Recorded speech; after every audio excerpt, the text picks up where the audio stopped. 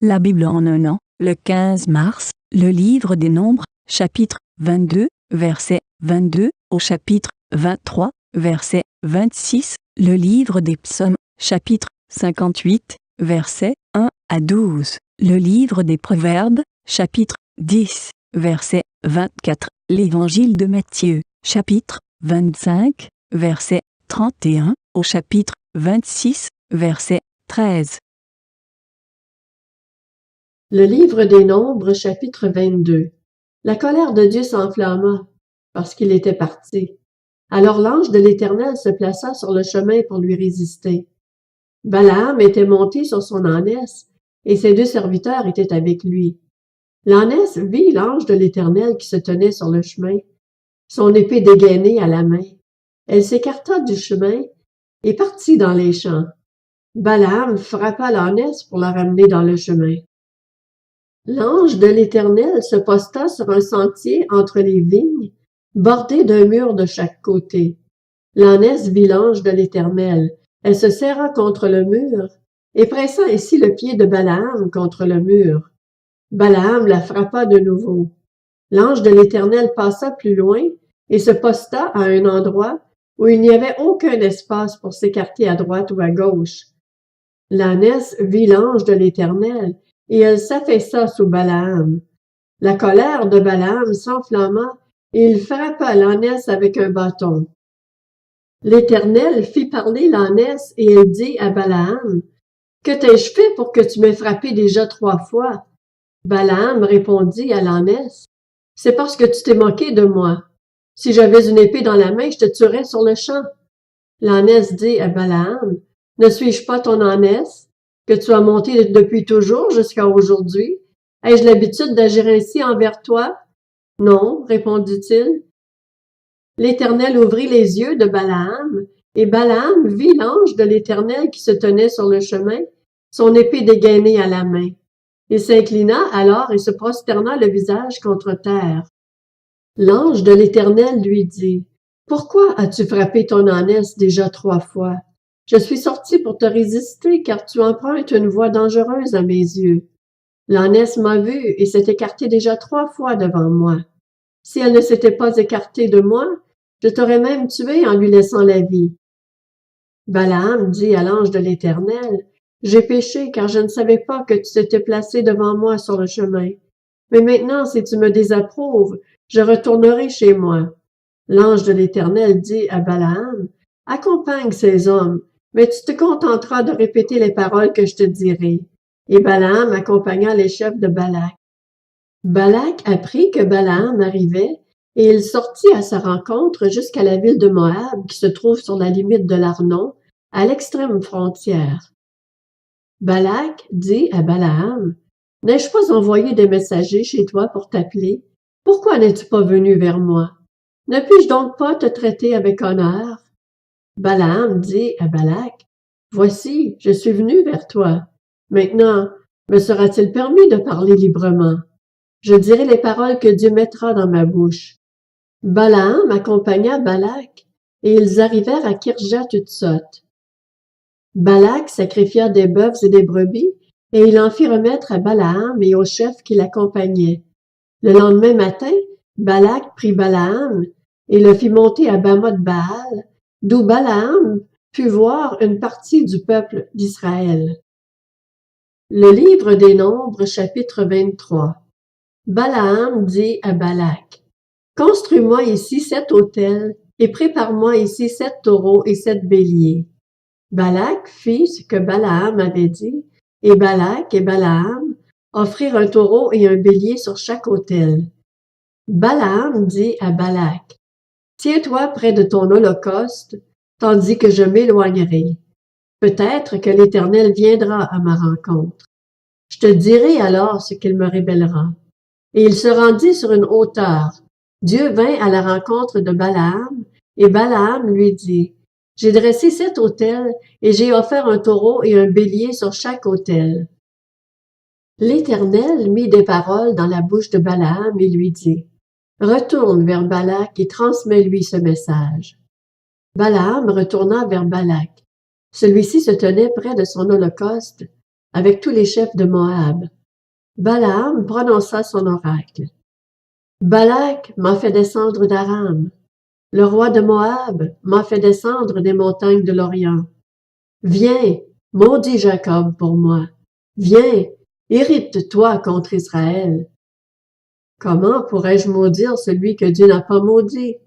Comment pourrais-je être irrité quand l'Éternel n'est pas irrité? Je le vois du sommet des rochers, je le contemple du haut des collines.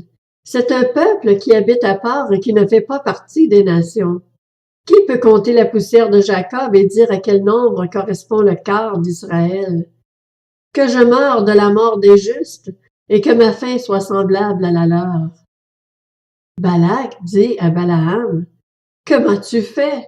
Je t'ai engagé pour maudire mon ennemi et voici que tu le bénis. » Il répondit, « Ne veillerai-je pas à dire ce que l'Éternel met dans ma bouche? » Balak lui dit, « Viens donc avec moi à un autre endroit d'où tu le verras. Tu n'en verras qu'une partie, tu ne le verras pas dans son entier. Et de là, maudis-le pour moi. » Balak conduisit Balaam au champ de Tsophim, sur le sommet du Pisga. Il construisit 7 autels et offrit un taureau et un bélier sur chaque autel. Balaam dit à Balak, « Tiens-toi ici près de ton holocauste, tandis que j'irai à la rencontre de Dieu. » L'Éternel vint à la rencontre de Balaam. Il mit des paroles dans sa bouche et lui dit, « Retourne vers Balak et transmets ce message. » Balaam retourna vers Balak. Celui-ci se tenait près de son holocauste avec les chefs de Moab. Balak lui demanda, « Qu'est-ce que l'Éternel a dit? » Balaam prononça son oracle. « Lève-toi, Balak, écoute. Prête-moi l'oreille, fils de Tsippor. Dieu n'est pas un homme pour mentir, ni le fils d'un homme pour revenir sur sa décision. Ce qu'il a dit, ne le fera-t-il pas? Ce qu'il a déclaré, ne l'accomplira-t-il pas? Voici, j'ai reçu l'ordre de bénir. Il a béni, je ne révoquerai pas sa décision. Il n'aperçoit pas de mal en Jacob, il ne voit pas d'injustice en Israël. L'Éternel, son Dieu, est avec lui. Chez lui retentit l'acclamation réservée au roi. Dieu les a fait sortir d'Égypte, il possède la force du buffle. La magie ne peut rien contre Jacob, ni la divination contre Israël. Au moment fixé, on dit à Jacob et à Israël ce que Dieu a fait. C'est un peuple qui se lève comme une lionne et qui se dresse comme un lion. Il ne se couche pas tant qu'il n'a pas dévoré sa proie et bu le sang de ses victimes. Balak dit à Balaam, « Si tu ne le maudis pas, au moins ne le bénis pas. » Balaam répondit à Balak, « Ne t'ai-je pas dit que je ferais tout ce que l'Éternel dirait? » Le livre des Psaumes, chapitre 58. Au chef de chœur, sur la mélodie de Ne détruis pas. Hymne de David. Est-ce donc en vous taisant que vous rendez la justice? Est-ce ainsi que vous jugez les hommes avec droiture? Vous commettez volontairement des crimes. Dans tout le pays, vous propagez la violence de vos mains. Les méchants sont pervertis dès le ventre de leur mère. Les menteurs s'égarent dès leur naissance. Ils ont un venin pareil à celui du serpent. Ils sont sourds comme la vipère qui ferme son oreille pour ne pas entendre la voix des charmeurs, du plus habile des magiciens. Ô Dieu, brise-leur les dents. Éternel, arrache les mâchoires de ces lions. Qu'ils disparaissent comme l'eau qui coule, qu'ils ne lancent que des flèches émoussées, qu'ils soient pareils à la limace qui fond en avançant, qu'ils ne voient pas le soleil, comme l'enfant mort-né. Avant que vos marmites ne puissent sentir le feu de broussailles, qu'elles soient vertes ou sèches, le tourbillon les emportera. Le juste sera dans la joie, car il verra la vengeance. Il lavera ses pieds dans le sang des méchants, et les hommes diront, « Oui, il y a une récompense pour le juste. Oui, il y a un Dieu qui exerce la justice sur la terre. » Le livre des Proverbes, chapitre 10. Ce que redoute le méchant, c'est ce qui lui arrive, tandis que les justes reçoivent ce qu'ils désirent. Évangile selon Matthieu, chapitre 25. Lorsque le Fils de l'homme viendra dans sa gloire avec tous les saints anges, il s'assiera sur son trône de gloire. Toutes les nations seront rassemblées devant lui. Il séparera les uns des autres, comme le berger sépare les brebis des boucs. Il mettra les brebis à sa droite et les boucs à sa gauche. Alors le roi dira à ceux qui seront à sa droite, « Venez, vous qui êtes bénis par mon Père, prenez possession du royaume qui vous a été préparé dès la création du monde. En effet, j'ai eu faim et vous m'avez donné à manger. J'ai eu soif et vous m'avez donné à boire. J'étais étranger et vous m'avez accueilli. J'étais nu et vous m'avez habillé. J'étais malade et vous m'avez rendu visite. J'étais en prison et vous êtes venus vers moi. » Les justes lui répondront, « Seigneur, quand avons-nous vu affamé et t'avons-nous donné à manger, ou assoiffé et t'avons-nous donné à boire? Quand avons-nous vu étranger et t'avons-nous accueilli, ou nu et t'avons-nous habillé?